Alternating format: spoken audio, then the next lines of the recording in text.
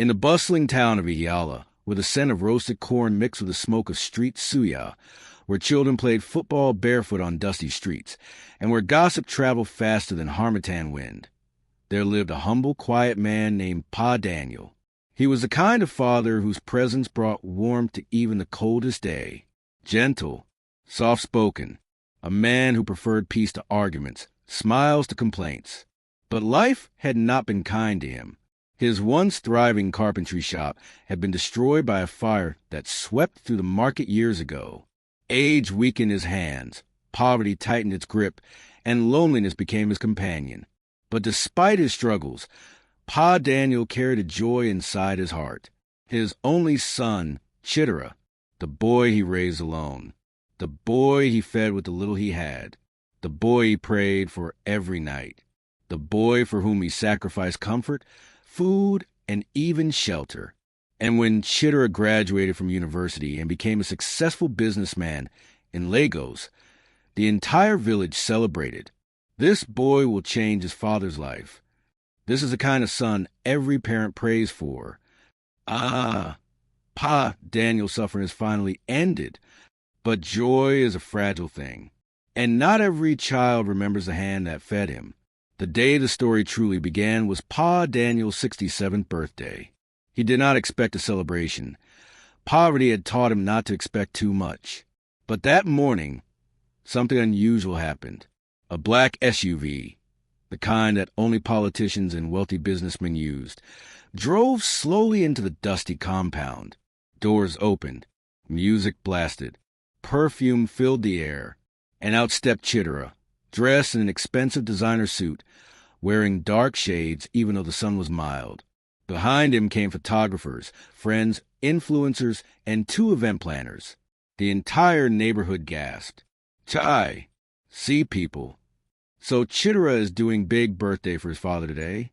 God is wonderful. Chidera walked toward his father, smiling brightly. Papa, happy birthday. Pa Daniel's heart swelled with joy. Tears filled his eyes. My son, you remembered me. The celebration began. A canopy was set up, music played, chicken roasted, drinks flowed. Even the village chief attended. But beneath the laughter, beneath the dancing, beneath the noise, a quiet storm was gathering. Because unknown to everyone, Chidera did not come home today to honor his father. He came to disgrace him. And the reason was hidden deep inside his briefcase. By noon, the compound was full. People lined up to greet the father of the big man. Papa, your son is doing well. You will eat the fruit of your labor. Your joy will be complete. Pa Daniel smiled, humbled. God bless all of you. Soon, the moment everyone waited for arrived. The cutting of the birthday cake. A large 3-tier cake decorated with gold fondant was brought out. Chidera held the microphone. Ladies and gentlemen, before we cut this cake, I have an announcement. The crowd clapped. He turned and looked directly at his father. Papa, you have deceived me for years. The compound fell silent instantly. Someone whispered, Deceived? How? Pa Daniel frowned gently. My son, what are you saying? Chidera walked toward him slowly. You thought I wouldn't find out? He spat. You thought you could hide the truth? The crowd murmured. What truth?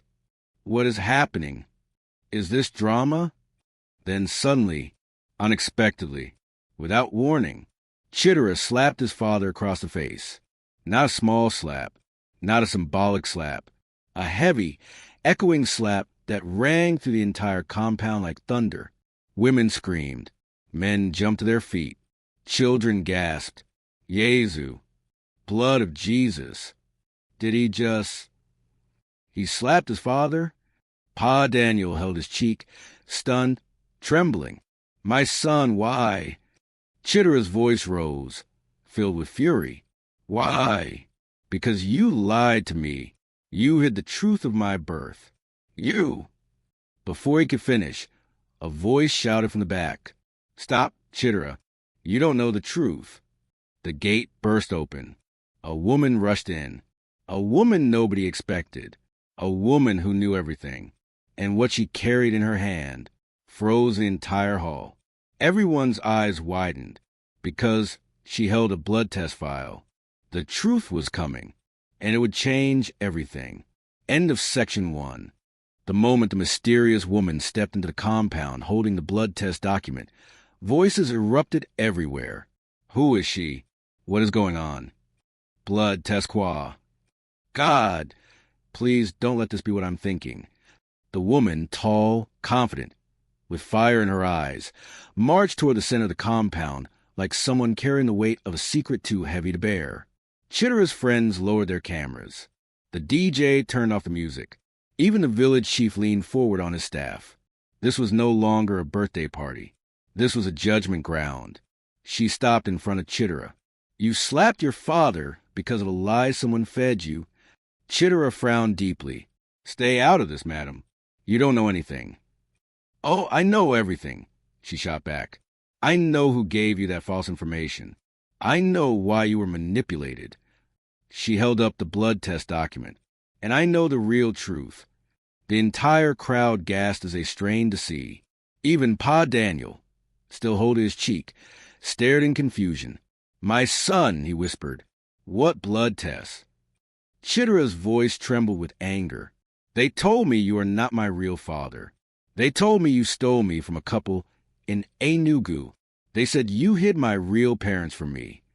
The compound exploded. What? Stolen child. Impossible. Pa Daniel? No. Tears filled the old man's eyes. My son, who told you such a thing? Chidera raised his chin. A woman called Clara. She said you took me from her sister after she died. She told me you refused to return me to the family. She even sent me this document. He pulled out a folded paper from his pocket.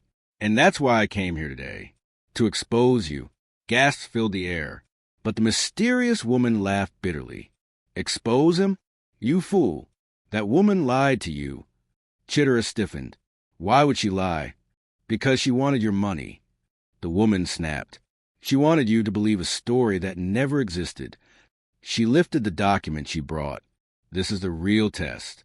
Done legally. Verified. And it proves something you never imagined. She handed it to the village chief. Read it. The chief put on his glasses slowly and cleared his throat. The entire compound went silent. He read aloud. Paternity test result. Daniel N. Okafor, 99.98% probability of biological fatherhood. The compound exploded like a bomb. Sigh. Jesus. Chidera, you did what? Your father is your real father. You slapped him for nothing. Chidera staggered backward, his legs weak. No, that can't be. It is, the woman said firmly. I am Clara's sister. She lied to you out of greed. She forged tests, forged names, forged everything. She wanted to extort you. When I found out, I confronted her. She confessed before dying last month. She pointed at Pa Daniel. This man you just slapped, he is your father by blood. And more importantly, he is your father by heart. The old man broke into tears. My son, I never stole you. I raised you. I loved you. Ask anyone. Ask your late mother. You were my miracle child. People began crying. Others shook their heads. How can a son embarrass his father like this? What kind of heart does he have? To slap your own father over a lie? Chidera collapsed to his knees. Papa, I am sorry. I didn't know. Pa Daniel looked at him through tears. My child, even if I wasn't your father, would that justify a slap? Did I ever treat you without love? Chidera cried uncontrollably. I was angry. I thought you lied to me all my life. The elder woman stepped forward. That woman poisoned your mind with lies. But you chose to act without verifying the truth. The village chief struck the ground with his staff 3 times. Anger without wisdom is a dangerous thing.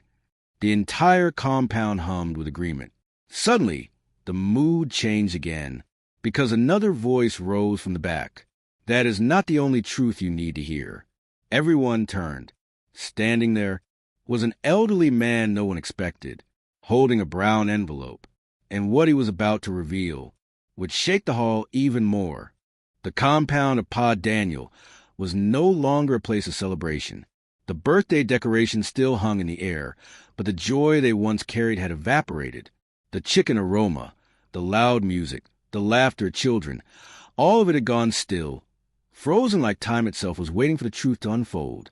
At the center of it all stood Chidera, the wealthy son whose pride had blinded him, the man who slapped his father in front of the entire community, the man who believed a lie so strongly it poisoned his heart, and before him lay 2 documents, the forged test that made him distrust his father, the real test that proved Pa Daniel was his biological father. But the shock was not over, because now, walking slowly toward the gathering, leaning heavily on a wooden walking stick, was Chief Anansi, the most respected elder in Ihiala, the custodian of truth, the keeper of ancient secrets, a man whose words could settle wars. His arrival made the atmosphere shift. People whispered, "Why has the chief come? This matter must be bigger than we thought.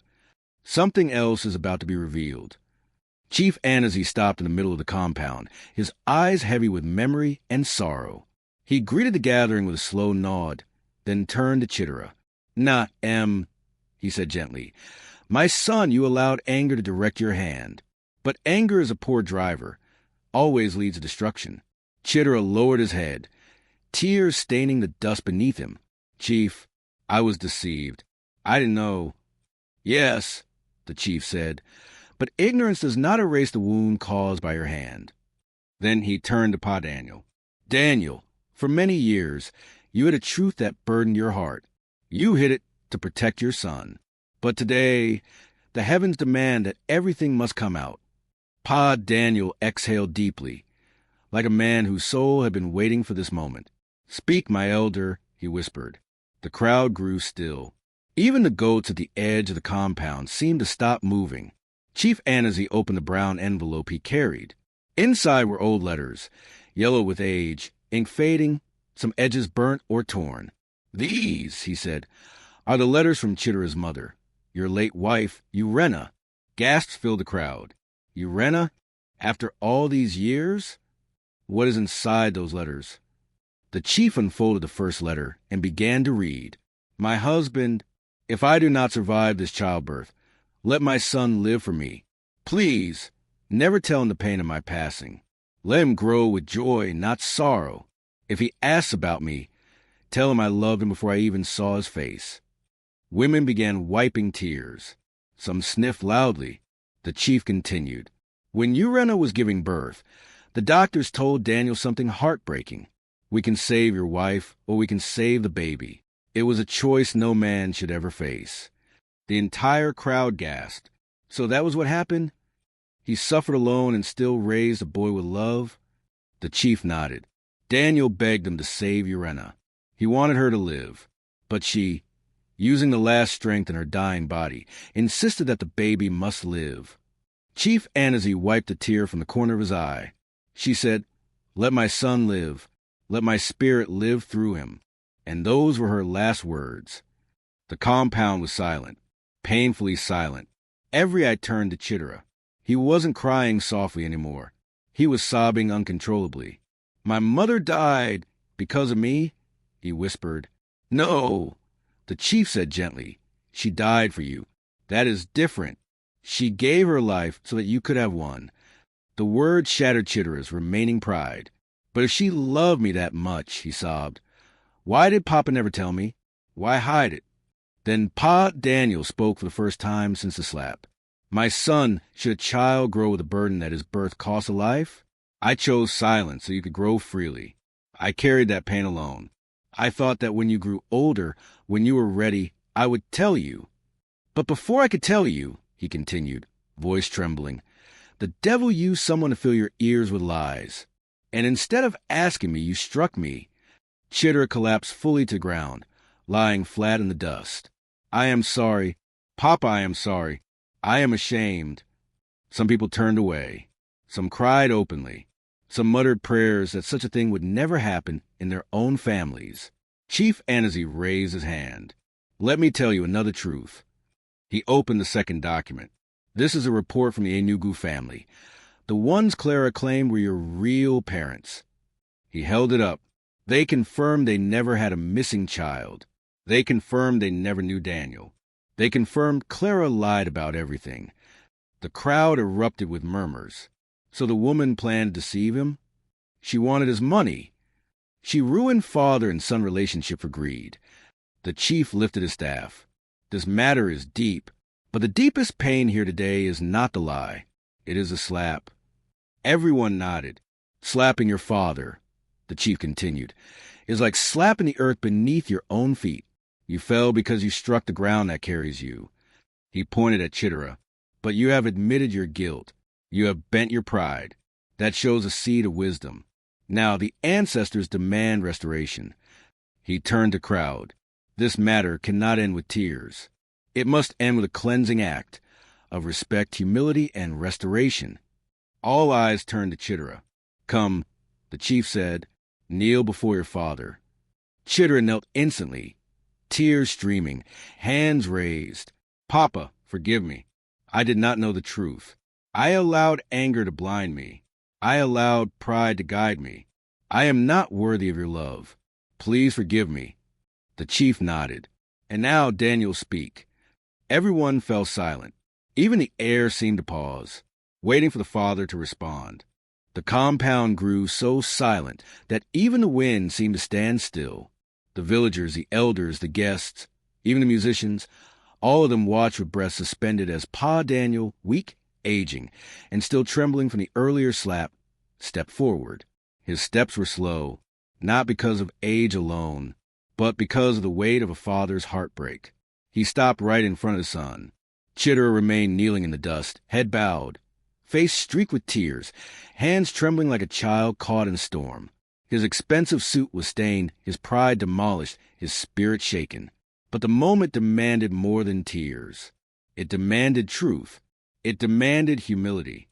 It demanded transformation. Pa Daniel slowly raised his hand and placed it gently on his son's head.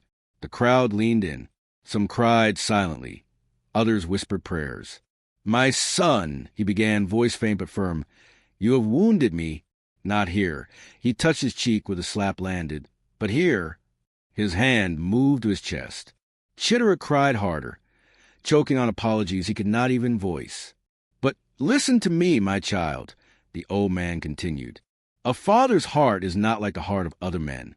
A father's heart forgives before the wound even forms. Gasps swept across the compound. The chief nodded softly. Yes, that is true. Pa Daniel continued. You slapped me in anger. You shamed me before my people. You believed a stranger over the man who raised you. But even still, you are my blood. The old man knelt slightly, not fully, but enough to hold Chidera's face in his hands. His thumbs wiped the tears from his son's cheeks. You are my son, and a father does not throw away his child. Chidera sobbed louder and leaned into his father's hands. Papa, I don't deserve your forgiveness.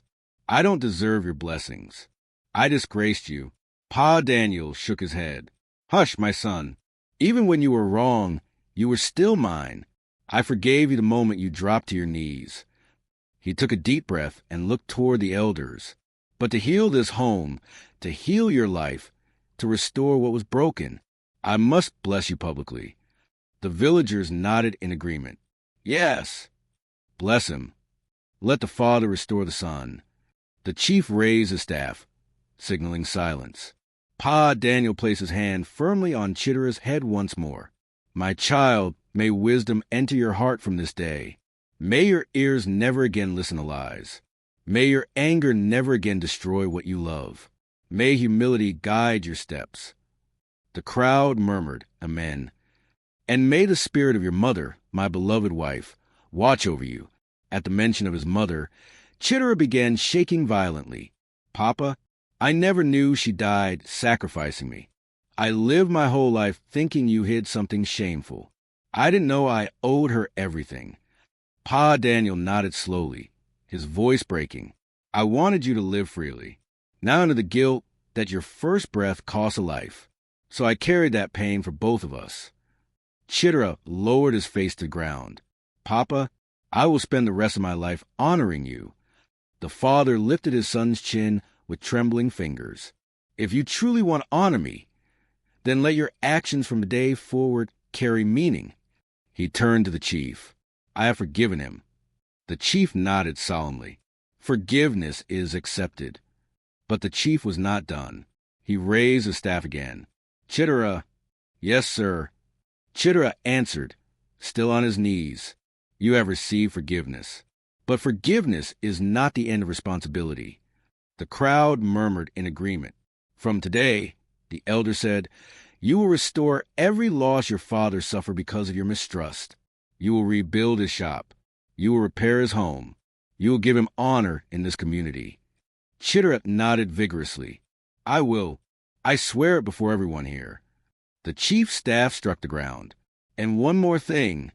The compound went silent again. In this same place where you slapped your father, you will give him a son's blessing. The villagers nodded. Yes. He must honor him. Let him correct the shame.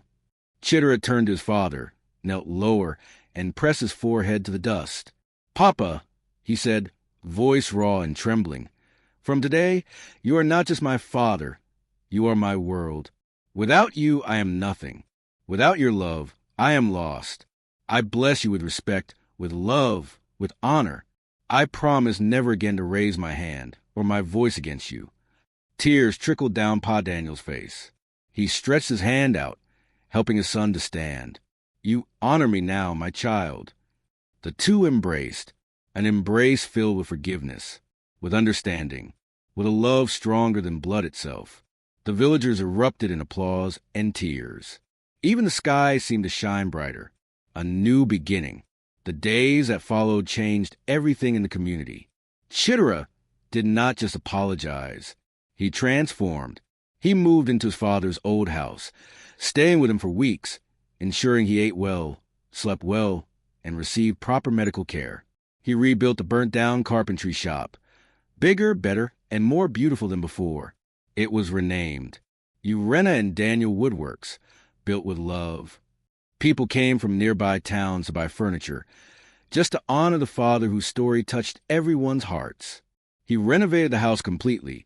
New roof, tile floors, running water, a fresh paint job. The villagers joked, Pa Daniel is living like a governor now. But the greatest change was in Chidera himself. The once proud, arrogant young man now greeted elders with bowed head. He helped widows carry firewood. He played football with the children he once ignored. He sponsored 3 orphans to school. He gave free food to the poorest families during festivals. People began saying, pain changed him. The slap he gave his father was the slap life gave him back. He is a better man now. But none of it mattered as much as the evenings he spent with his father, sitting under the mango tree, talking like old friends, sharing stories of the past. One evening, as the sun slid gently behind the hills, Chidera asked, Papa, why did you forgive me so easily? After everything, Pa Daniel smiled, a smile shaped by wisdom and pain. My son, he said softly, when a child wounds his father, the father feels pain. But when the child realizes his wrong and returns, the father feels joy more powerful than the pain. He paused and added gently, a father does not forgive because the child deserves it. A father forgives because the child is part of the soul. Tears filled Chidera's eyes again. Papa, I will never forget these words. The old man nodded. Let this be your guiding proverb for the rest of your life. He who slaps his father slaps away his own future. But he who kneels in remorse opens every door again. Chidera bowed his head. I understand now, Papa. And for the first time in years, father and son laughed, a laughter that carried healing, a laughter that carried hope, a laughter that carried the blessing of a family restored. The end.